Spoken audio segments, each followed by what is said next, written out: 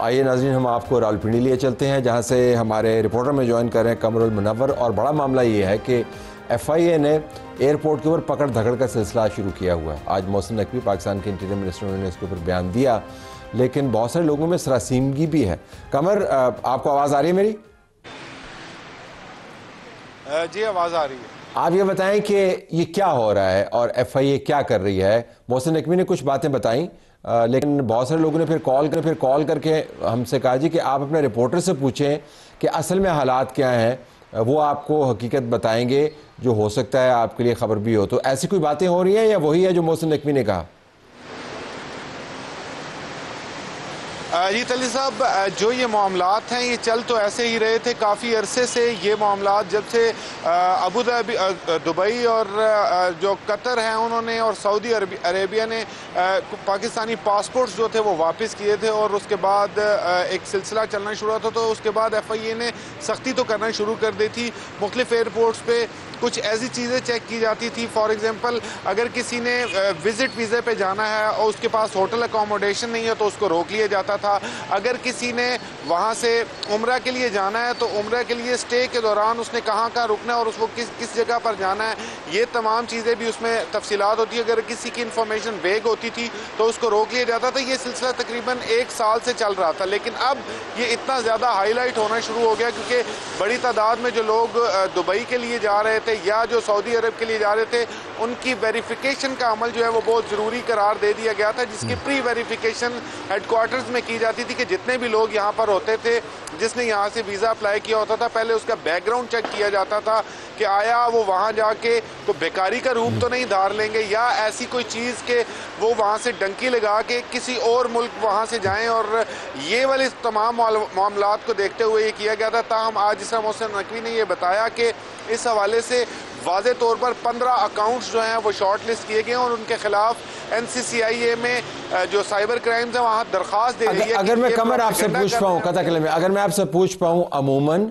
किसको किस मुल्क में जाना है उसका ताल्लुक उस मुल्क की इमिग्रेशन के डिपार्टमेंट से होता है, वो आपको एयरपोर्ट्स पे रोकती है।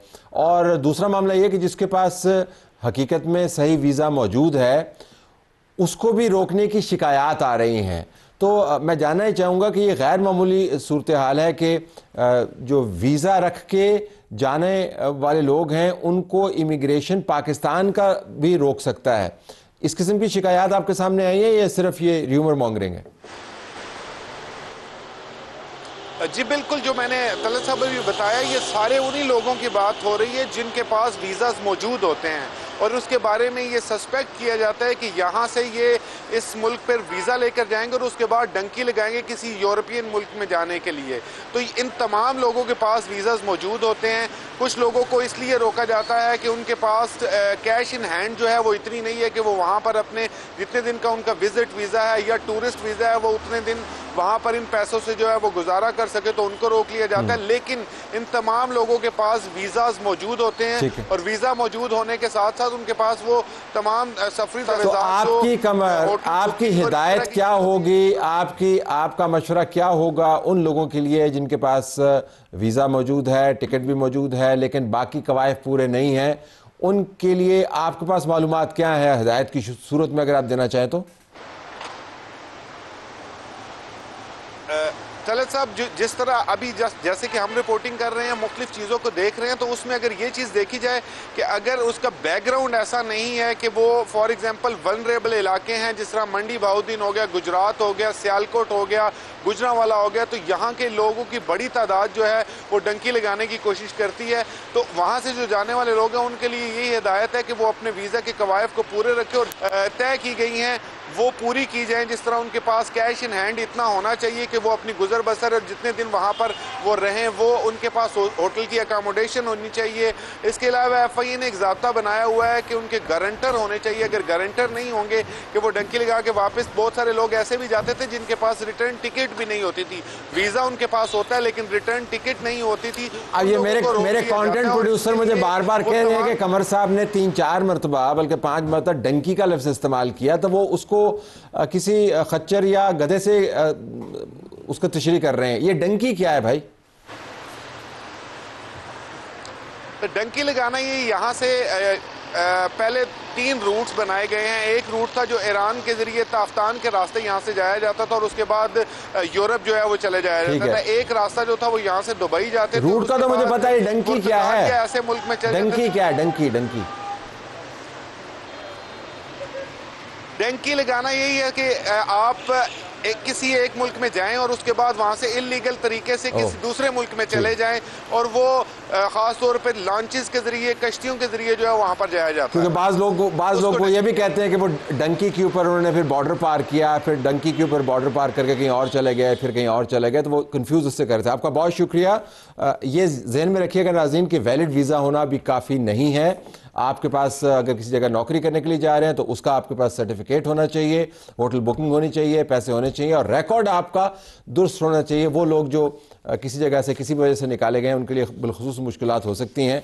और हमें शायद ये करना इस वजह से पड़ रहा है कि बहुत सारे पाकिस्तानी बाहर जाते हैं तो अच्छा काम करते हैं, लेकिन चंद एक लोग जो हैं वो उल्टी सीधी हरकतें करते हैं और फिर मुल्क के लिए बदनामी का बायस बनते हैं। 2 ट्वीट्स आपसे शेयर कर लेते हैं।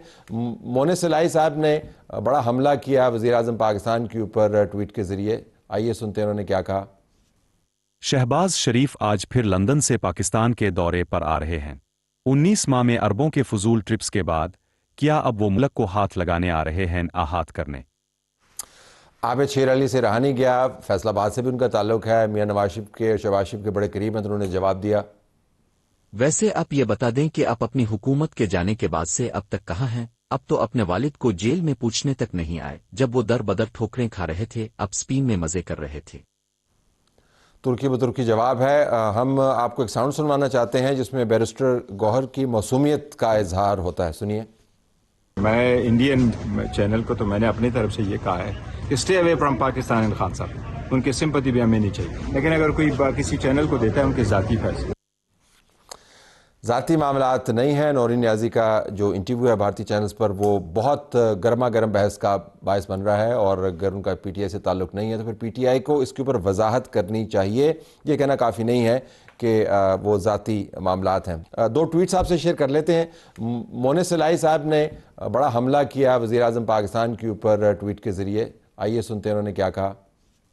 शहबाज शरीफ आज फिर लंदन से पाकिस्तान के दौरे पर आ रहे हैं। 19 माह में अरबों के फजूल ट्रिप्स के बाद क्या अब वो मुल्क को हाथ लगाने आ रहे हैं आहत करने। आबिद शेर अली से रहा नहीं गया, फैसलाबाद से भी उनका ताल्लुक है, मियां नवाज शरीफ के, शहबाज शरीफ के बड़े करीब हैं, तो उन्होंने जवाब दिया। वैसे आप ये बता दें कि आप अपनी हुकूमत के जाने के बाद से अब तक कहाँ हैं। अब तो अपने वालिद को जेल में पूछने तक नहीं आए जब वो दर बदर ठोकरें खा रहे थे, अब स्पेन में मजे कर रहे थे। तुर्की बतुर्की जवाब है। हम आपको एक साउंड सुनवाना चाहते हैं जिसमें बैरिस्टर गौहर की मौसूमियत का इजहार होता है, सुनिए। मैं इंडियन चैनल को तो मैंने अपनी तरफ से ये कहा है, stay away from Pakistan and Khan साहब, उनकी सिंपैथी भी हमें नहीं चाहिए, लेकिन अगर कोई किसी चैनल को देता है उनके ज़ाती फैसले, ज़ाती मामलात नहीं हैं। नौरीन नियाज़ी का जो इंटरव्यू है भारतीय चैनल्स पर वो बहुत गर्मा गर्म बहस का बायस बन रहा है और अगर उनका पीटीआई से ताल्लुक़ नहीं है तो फिर पीटीआई को इसके ऊपर वजाहत करनी चाहिए। ये कहना काफ़ी नहीं है कि वो ज़ाती मामलात हैं।